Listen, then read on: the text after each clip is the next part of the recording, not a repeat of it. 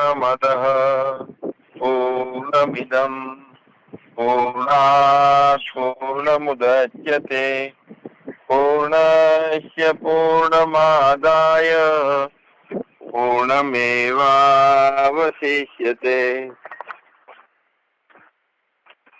गुरु ब्रह्मा गुरु विष्णु गुरुदेवो महेश्वर गुरु साक्षात् परब्रह्मा तस्मै श्री गुरुवे नमः। एक प्रार्थना આપણે ઘણી વખત બોલીએ છીએ, દરેક વ્યક્તિઓ બોલે છે, બોલે છે, સાધકો બોલે છે, સિદ્ધો પણ બોલે છે કે સૌનું કરો કલ્યાણ, દયાળુ પ્રભુ સૌનું કરો કલ્યાણ। હવે કલ્યાણ જે શબ્દ છે એ બોલી નાખ્યો એટલે કલ્યાણ યથાર્થ શું છે? તો સંપૂર્ણ અજ્ઞાન ની નિવૃત્તિ થાય અને પૂર્ણ જ્ઞાનમય ઈશ્વર તુલ્ય જીવન હોય ત્યારે સંપૂર્ણ કલ્યાણ થયું કેવાય। અહીંયા સાધક મુમુક્ષુ છે, અભ્યાસ કરે છે, નિત્ય પોતાના સ્વસ્વરૂપમાં રહેવાનો અભ્યાસ કરે છે, તો પોતાનું સાચું યથાર્થ સ્વસ્વરૂપમાં સ્થિતિ કે મન છે એ પોતાના તત્વના જ્ઞાનને લઈને બિલકુલ ઉડી જાય, મન જેવી કોઈ કલ્પના પણ ના રહે અને આવી ભૂમિકા સર્જાય ને નિત્ય પોતાનું હોવાપણાનો અહેસાસ રહે ત્યારે પૂરું કલ્યાણ થયું કહેવાય। હવે પૂર્ણ વિવેક જાગૃત નથી હોતો એના કારણે અધુરાશ લાગે છે આપણા જ્ઞાનની અંદર। અહીંયા આપણે એ વાતને સમજીએ કે અજ્ઞાન ક્યાં થાય છે? તો હૃદયમાં થાય છે। હૃદયમાં જે ગુફા છે, અંધકાર છે, ચિત્તનો આકાશ જેવો ભાગ છે, ચિત્ત છે તે લિંગ દેહ છે, સૂક્ષ્મ શરીર છે ને એના આકાશ જેવા ભાગમાં આખું જગત ને આખું બ્રહ્માંડ કલ્પાય છે। આપણા પૂરું કરતા મુમુક્ષુ ને ઘણી વખત શાસ્ત્ર પણ ભારરૂપ લાગે, કેમ કે એ અવિવેક છે, યથાર્થ રીતે જાણ્યું નથી કે અજ્ઞાન ક્યાં થાય છે ને અજ્ઞાનની નિવૃત્તિ ક્યાં થાય છે, જ્ઞાન એમાં કેવી રીતે પ્રગટ થાય છે એ વિષયને આપણે સમજીએ। જેને જેને વિષયમાં રાગવાળા હોય છે એને જ્ઞાન ભારરૂપ લાગે, અવિવેક હોય એને શાસ્ત્ર ભારરૂપ લાગે છે, અને અશાંત મન વાળો જે કઈ મુમુક્ષુ સાધક હોય એને મન ભારરૂપ લાગે છે, કંટાળો કરે છે કે મન સ્થિર રહેતું નથી, મન પાછું ઉભું થઈ જાય છે, મન પાછો કંટાળો ગવરાવે છે। તો મૂળમાં જાણ્યું નહીં કે મન ક્યાં ઉભું થયેલું છે। જય હો। હવે જ્યાં સુધી આત્મ તત્વ ચિહ્ન્યો નહીં તબ લગી સાધના સર્વ જૂઠી। આત્માના પોતાના સ્વરૂપને નહીં જાણનાર ને શરીર ભારરૂપ લાગે છે, આ જીભું ભારરૂપ લાગે છે। આત્માને નહીં જાણનાર હોય એને જ મન ભારરૂપ લાગે છે, અશાંતિ લાગે છે। આત્માને નથી જાણ્યા અને વિષયોમાં રાગ થાય છે એને જ્ઞાન ભારરૂપ લાગે છે। તો ક્યાં ઉભું થયું અજ્ઞાન? હું દેહ નથી, દેહનો પણ હું નથી, દેહ માટે પણ હું નથી ને દેહ મારો પણ નથી, એવી પોતાની સમજણ હોય કે જ્યાં ચિત્તની ભૂમિકા આખી ઠરી ગયેલી હોય, અને આવી સમજ ચિત્તની ભૂમિકા ઠરી ગઈ હોય, બધાના ચિત્ત ઠરી ગયા હોય, મેં કુછ નહીં, મેરા કુછ નહીં, મેં કરતા ભોગતા નહીં, આત્મા હું દેહ નથી, દેહ માટે નથી, દેહ મારો નથી અને દેહનો હું નથી, આવી ઊંચી પ્રકારની સમજણ અને વિવેક થયેલું હોય આપણે, તો બધા અજ્ઞાનની નિવૃત્તિ થાય અને સદગુણોથી આપણું જીવન શોભતું હોય। બહુ મસ્ત જીવનની મજા છે, પણ આ સંપત્તિ છે સદગુણોની સંપત્તિ છે, યથાર્થ તે આપણામાં ન હોવાના કારણે આપણું જીવન બુઢાપા જેવી, યૌવન અવસ્થા પણ બુઢાપા જેવી લાગે। પણ આવા સદગુણોથી શોભતું શરીર હોય અને યૌવન મન હોય, પ્રસન્ન મન હોય, પ્રફુલ્લિત મન હોય, શરીર સારું હોય અને આવા બધા પ્રકારની અનુકૂળતા વાળાનું જે જીવન છે કે જે પૂર્ણ દયા હોય, એનામાં મહાત્માઓમાં પ્રસન્નતા રહેતી હોય, મનુષ્ય જીવનમાં એવો વિનય હોય, બીજા માટેનો એટલો કર્મ કરી અને સેવા કરી અને આનંદની તૃપ્તિ લેનારો જે જીવ હોય એવો જીવ મહાન દુર્લભ છે. ઉપરથી બધું સારું લાગે છે, જગત પ્રિય લાગે છે, પણ આ જગત ના વિષયમાં જો શરીર સારી રીતે વિચારો તો કોઈ પદાર્થ કે એવું કોઈ તત્વ મળતું નથી કે જે ચિત્તને બિલકુલ ઠારવી નાખે અને આમ જગતના વિષયોમાંથી ચિત્તને વિશ્રાંતિ મળે એવું કોઈ તત્વ પદાર્થ નથી. પણ તોય પ્રિય લાગે છે જગત. વિષયોના કારણે બે વ્યક્તિઓ મળ્યા હોય એના કારણે, સારી પરિસ્થિતિ મળી હોય કારણે, એના કારણે, અને પૈસો મળ્યો હોય કે સારું મકાન મળ્યું હોય, ગાડી મળી હોય, અનુકૂળતાઓ મળી હોય, છોકરો સારો હોય, છોકરાની બહુ સારી હોય એટલે પ્રિય લાગે, જીવન પ્રિય લાગે અને જગત સારું છે એવું લાગે છે. પણ આ બધું ખોખલાપણું છે હકીકતમાં, વાસ્તવિકતામાં. કેમ કે આ પ્રિયતા જે છે જગતની, અને જગત છે, બ્રહ્માંડ છે, એની અંદર મારા તારા છે, સારા છે, ગાડી છે, બંગલા છે, ભોગો છે, વિષયો છે, શરીર સુંદર છે, આ બધી ભૂમિકાઓ કેવી રીતે ઉત્પન્ન થઈ અને ક્યાં થાય છે?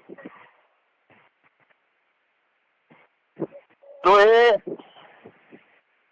યથાર્થ રીતે જાણીએ ત્યારે જ સાચી ચિત્તની વિશ્રાંતિ મળે. બાકી તો જે કઈ પ્રિય લાગે છે એ બીજા પછી પાછળથી આગલી રાતનો ઉજાગરો પાછલી રાતે પૂર્ણે, પાછળથી એનો એ દુઃખ હાલનાર થાય છે, એનો પૈસો દુઃખ આપે છે, એના એ સંબંધો દુઃખ આપે છે, એના એ શરીર આપણને દુઃખ આપે છે.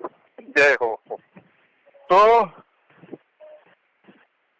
સ્થાવર જંગમ જેટલું જગત આપણે ચિત્ત દ્વારા ઉભું કરેલું છે એ બધું સ્વપ્નમાં એક મોટી સભા આપણને મળી હોય અને સભાની અંદર વાત, આમ ગાન, ભજન, ભક્તિ, કીર્તન, મિલન, મિલાવડા બધું થતું હોય છે. પણ એ સ્વપ્નું સ્થિર રહેતું નથી.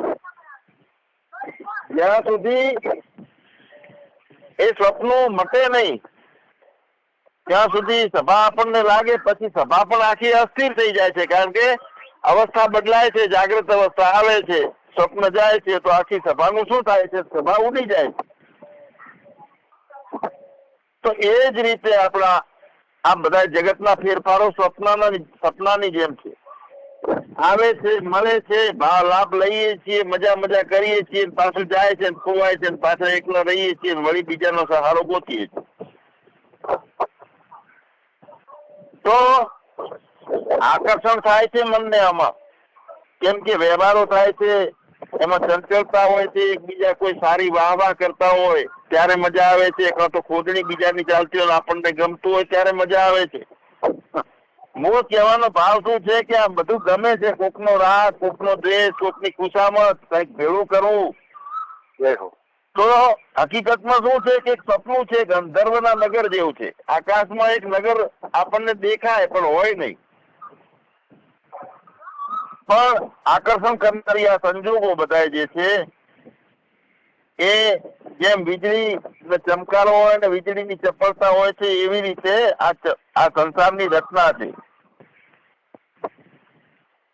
સંસારની અંદર કોઈ પણ નર્તકી નાચ કરતી હોય અને વેશ્યા નાચતી હોય ને યુવાનોનું ટોળું હોય તો એને બહુ જ ચંચળ સ્વભાવ થઈ જાય અને એનામાં તેજ દેખાય, એની વાંહે આકર્ષણ થાય.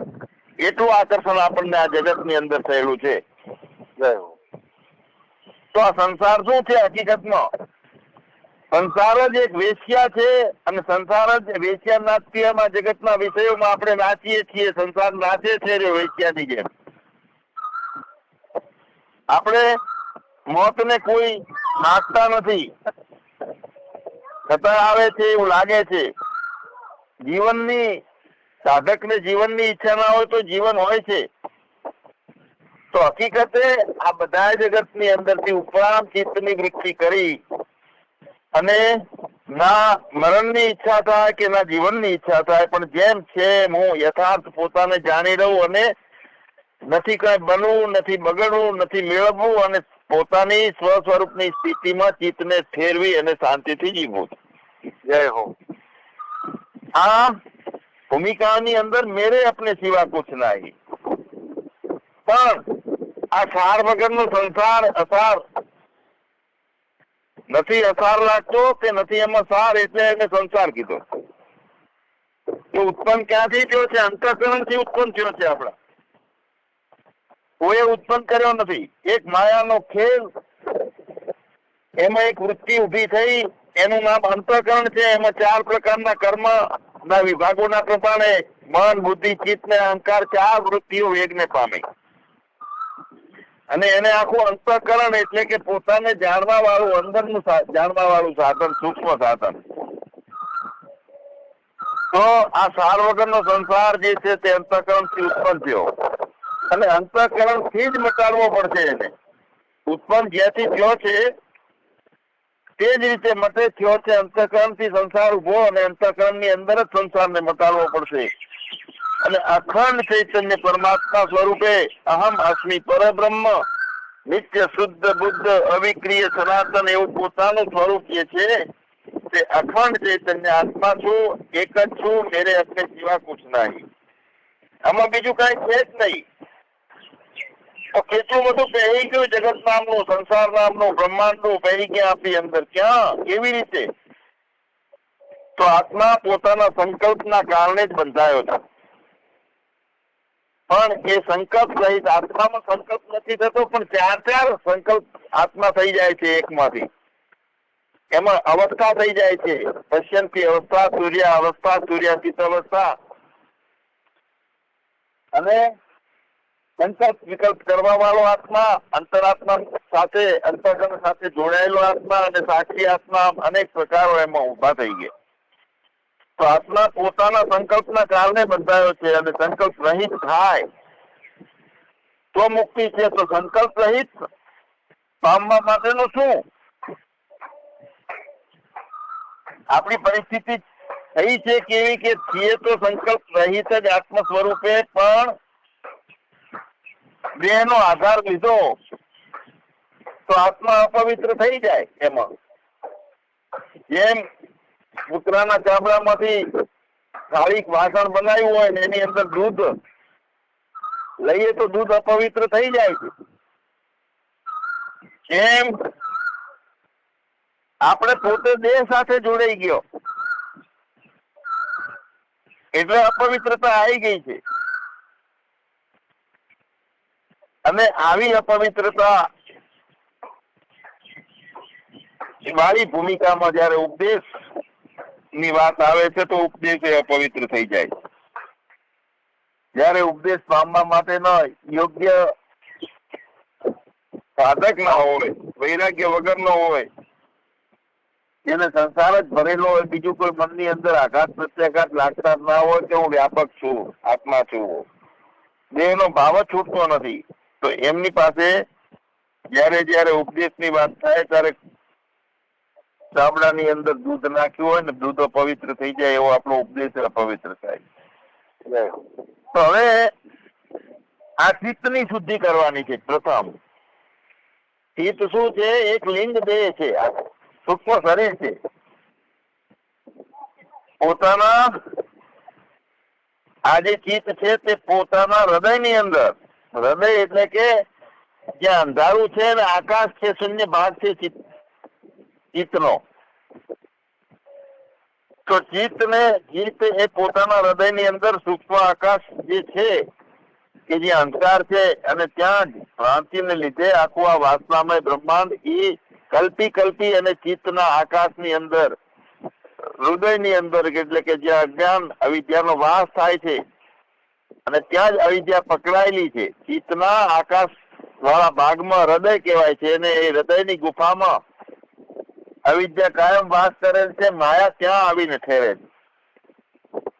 તો ત્યાં ભ્રાંતિ થાય છે સૂક્ષ્મ આકાશમાં, હૃદયના સૂક્ષ્મ આકાશમાં.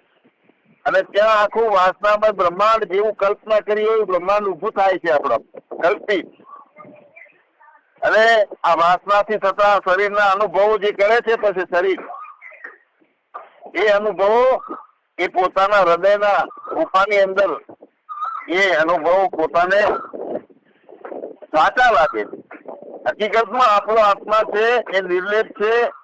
જન્મ નથી, મૃત્યુ નથી. જન્મ જાય તે મ્રિયતે વા કદાચિન ન ભૂતવા ન ભવિતા.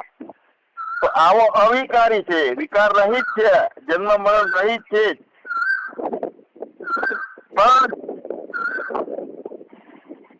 એની અંદર હું જન્મું છું, મરું છું, આવી અવિદ્યાઓ પકડી અને હૃદયની ગુફાની અંદર એક ભાવો દ્રઢ કરે છે ને એ દ્રઢ ભાવો પ્રમાણે બહારના પદાર્થો અને જગતની કલ્પનાઓ સાચી લાગે છે. વાસના અનુસાર જેટલી વાસનાઓ થાય છે તે હૃદયના આકાશમાં કલ્પી અને સંસાર ઉભો કર્યો છે. તો વાસના અનુસાર જુદા જુદા જીવો પ્રગટ થાય છે. હવે આ જગત શું છે? તો માનસિક એક કલ્પના છે. અને એ કલ્પના વારંવાર કરવામાં આવી લાંબા સમય સુધી જગતની, પોતાના સંસારની, વ્યક્તિઓની, પ્રાણીઓની, પદાર્થોની, કર્મોની, વિષયોના મિલનની અને સુખાભાસની, દુખાભાસની આ કલ્પનાઓ જેટલી કરવામાં આવી તો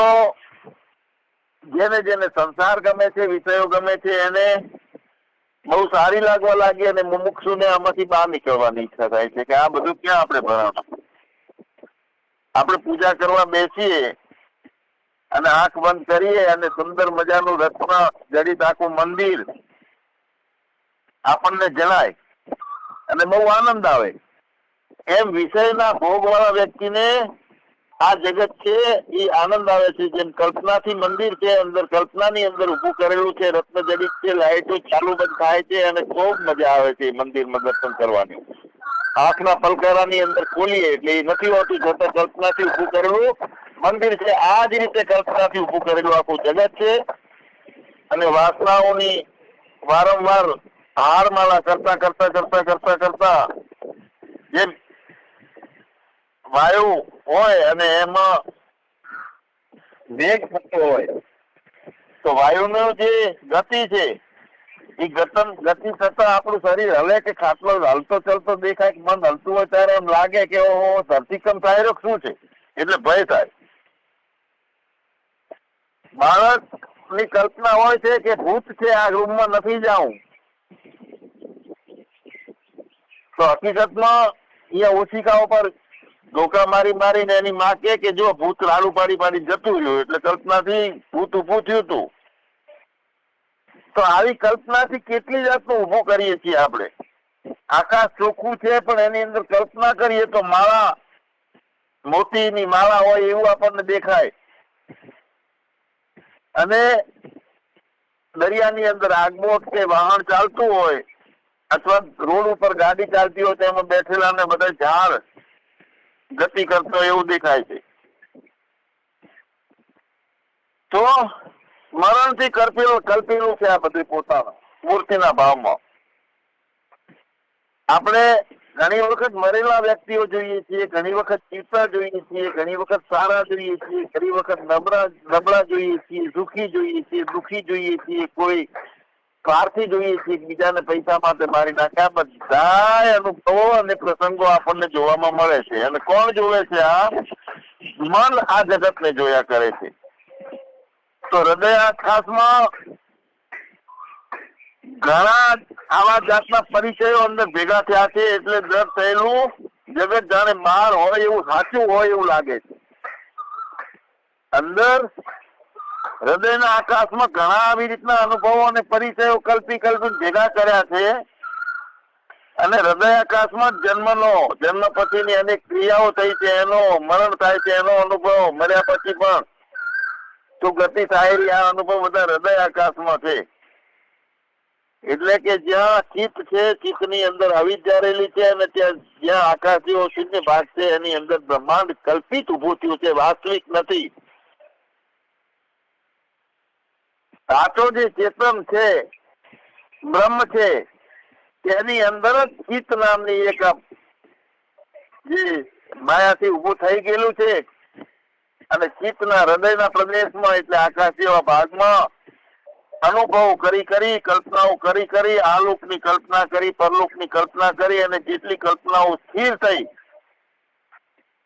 અને એ પ્રમાણે એ કલ્પનાઓ દ્રઢ થતી જાય અને એ કલ્પનાઓ બહારના ભાગમાં યથાર્થ છે એવા અનુભવ કરાવતી જાય છે માયા. તો સમુદ્ર હોય એની અંદર સ્થિર પાણી હોય છે અને તરંગો હલતા ચાલતા દેખાય છે.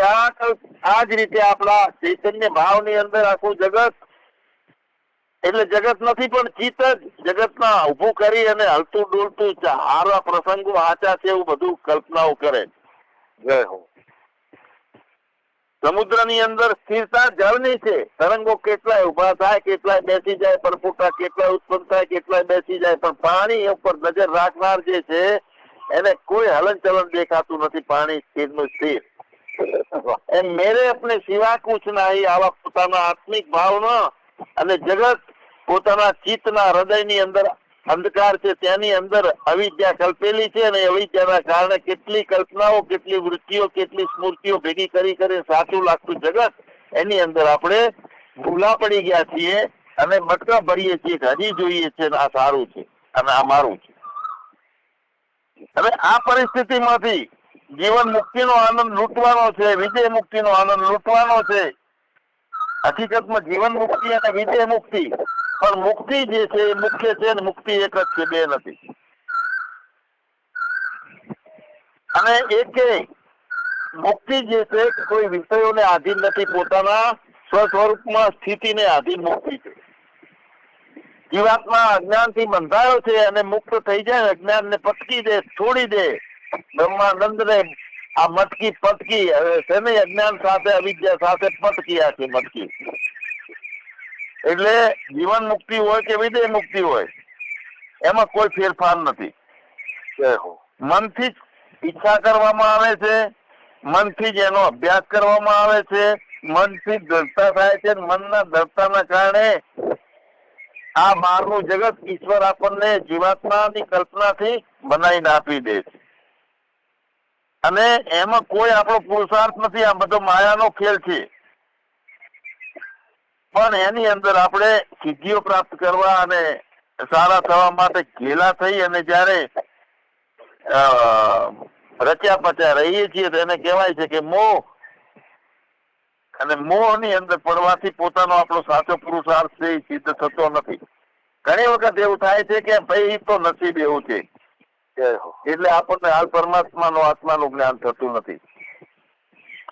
પણ આત્માને અનુભૂતિ કરવા માટે શું યથાર્થ છે એ પેલો નિર્ણય કરવો જોઈએ.